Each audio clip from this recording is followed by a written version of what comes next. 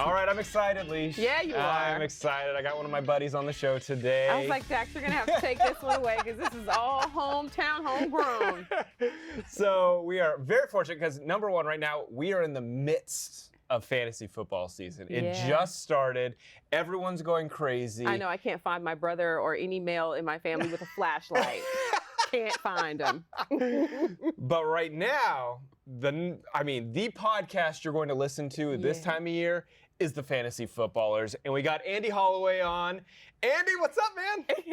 What's going on, Dax? Alicia, thank you for having me on. You're right. We are in the middle of the madness. I think I just saw NFL ratings are up. I mean, people are ready for full-time football right now. Dude, it's especially after last year where it was like, are we going to have a season? Are we not? Like, people didn't know last year if we were going to have fantasy football because football itself was like kind of up on in the air. line. Yeah. So, Andy, break it down for me because everyone who listens to our show knows that I know absolutely nothing about sports. I don't have it for you, babe.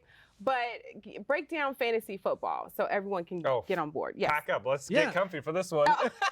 No problem. I'll keep it simple because I think the big thing that fantasy football does for people and why it's so addictive and why you don't see any of your family this time of year is because it makes every game interesting. It's not just your hometown team. It's every single team out there. A horrible Monday night game between two losing teams becomes exciting for the 12 people in your league because one of them has a matchup relying on one player. I think it brings engagement to the sport. It brings us fandom to another level. And, we've had a lot of players on the show, and all of a sudden they have fans that aren't just the hometown teams. They're the fantasy fans.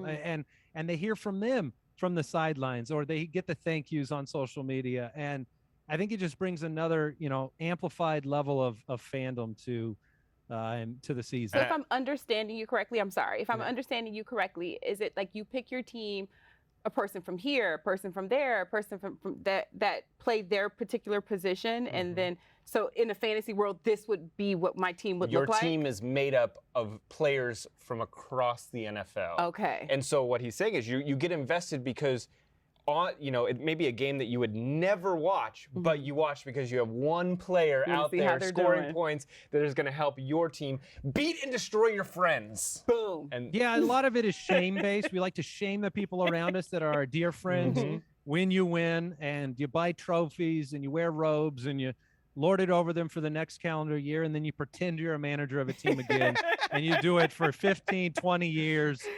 And no, it's been fun, and we have such a good group of listeners of the show that they just make it so fun and engaging. And I think that connection is why it's why we got into it as a podcast. Was our major leagues have no money in them, none. It's just for pride. It's just for that connection point. So we absolutely love it. And Leash, let me just give you an example of how popular their podcast is. Okay.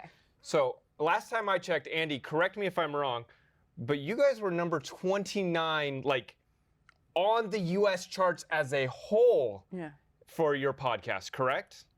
We got up to 11 at one point, which was insane, and it really does go to show how big the fantasy football community is, because we shake our heads at it going like, we sit around a table and we talk about these players and we make ridiculous dad jokes and we do it every day. And this many people are coming out to listen because they just, they build you, this with podcasts, they build you into the commute. They build you into the workout time. Maybe it's the mowing the lawn, whatever it is. We've learned from even going on tour and talking to fans face to face. They know you. Yeah. They know you because podcasting is so much more intimate than, other forms of media. And, these people have been with you for years, and you're just finally putting a face to a name. So, Andy, what was that moment like where you looked around at like the success that you've amassed, and you're like, I'm making a living off of fantasy football. This is. I think space. we shake our head every year. Yeah. I really do. I think, we've got a great team of people, great producers, our developers, and just the community at large that have made this a successful show.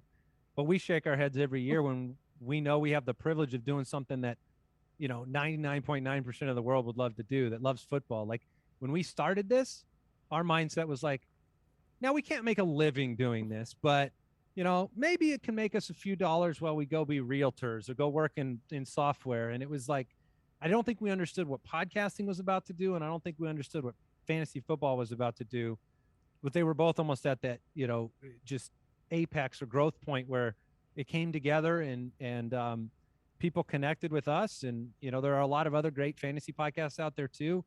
And that's a nice thing. People listen to 3 or 4, 5 different shows at one time.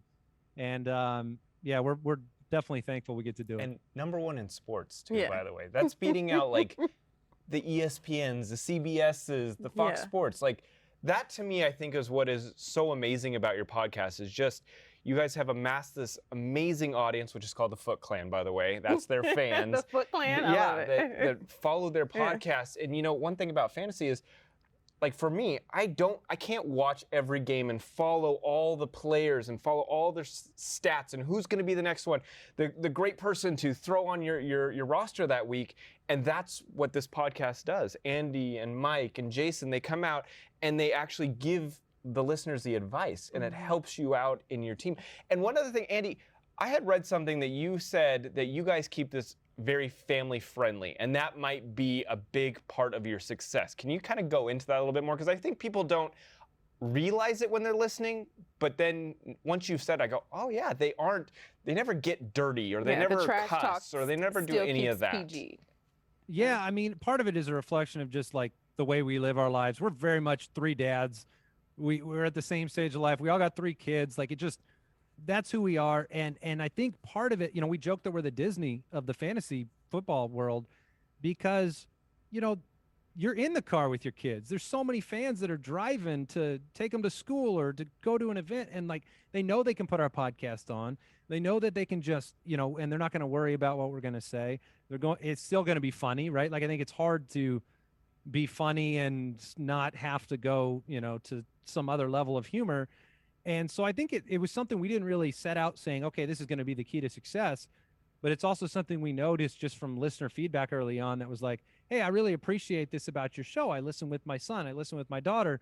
And I think that's been something that's been helpful for us as we've grown. And, I'm thankful that that's something, and part of it too is like fantasy football, sports, like some of that culture that we do conscientiously try to change is that basement culture of like, okay, sports is all about dad going and hiding in the basement. Like, no, to us, sports is a family affair. Yeah. It's something where like everybody can get involved. Fantasy's the same way. I've got a 10-year-old that's just absolutely nuts about Patrick Mahomes and all of these players every week. He's probably going to pass me up in the next year or two. But it's not something that distances families. It's something that can connect them. No, and that's why you need to start playing, Alicia, so you can go connect with all the rest of that family. I was just about to say, it's so funny because as you were talking, I'm like, yeah, because I remember a lot of my earlier memories when my parents were still married. My dad would take me to college football games, and I enjoy the feel in the stands, or the excitement from my dad as we're rooting for our particular team. So I can see why you've wanted to make this podcast a show that families can listen to. You don't have any fear of something that will come out of your mouth, when you do it.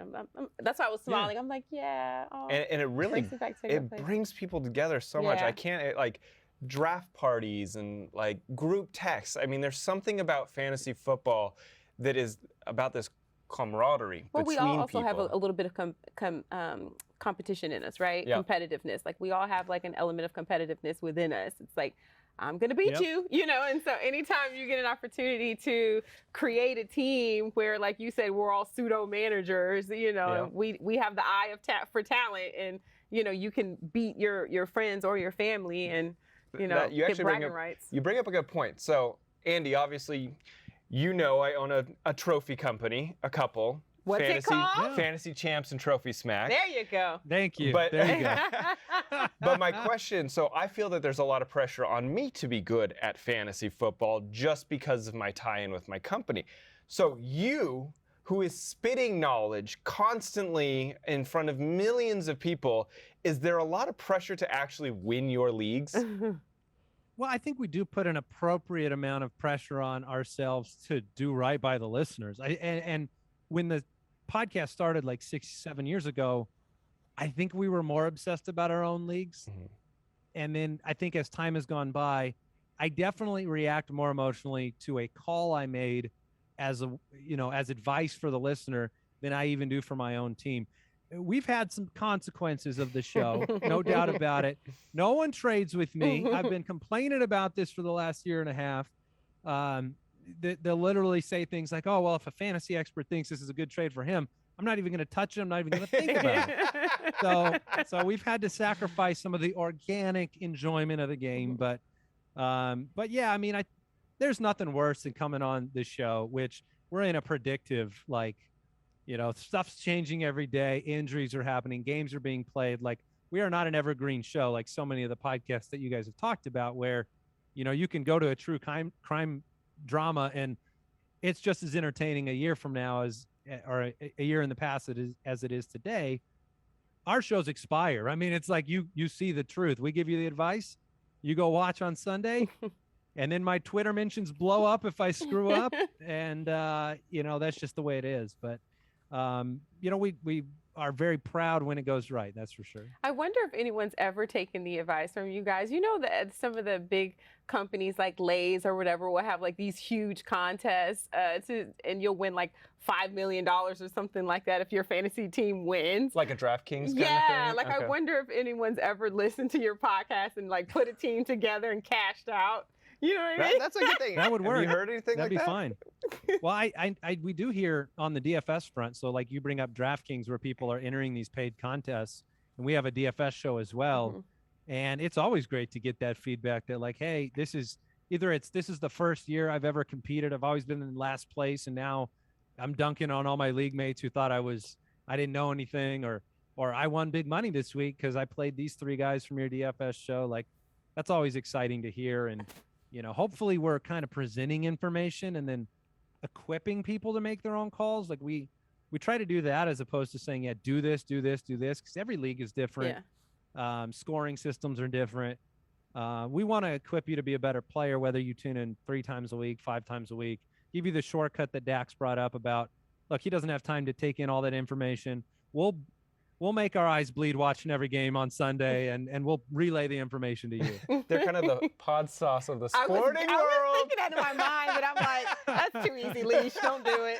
So, no, Andy, I want to know, what advice have you given out on the fantasy footballers that came back to bite you in the butt, and you have been getting tweets or responses about it to this day? You were like, man, that person let me down on the field. There have been a handful of those, and sometimes they've taken place because of injury, where and that's the worst part, is you make a call or you believe in a player, and everybody around you says, no, he's too injury prone, or he's too messed up. Like, I'm living one right now with Raheem Mostert of the 49ers, where I made him my fantasy MVP, and 2 plays into the season, he goes down for the year. So Twitter is being as friendly as Twitter often is about that. But there have been players, like in years past, there was a wide receiver for the 49ers, which I guess I should avoid them in general. But he was making headlines. I made him a my guy. So like every year we name like 3 players that we're planting our flag. We love these players.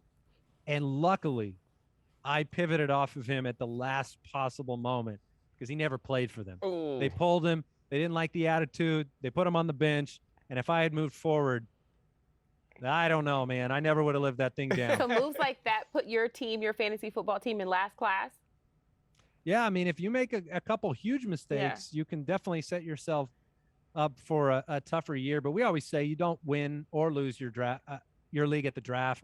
It's just setting the foundation, and other people in your league are going to give up early. And if you kind of, we got an extra week of football this year as they expanded the schedule, so you can work your way back into contention, and maybe, one move here, one move there, and you're smiling and you're holding a trophy above your head from Fantasy Champs or Trophy Smack. Yeah, you like that. That's what I'm talking about. End it now.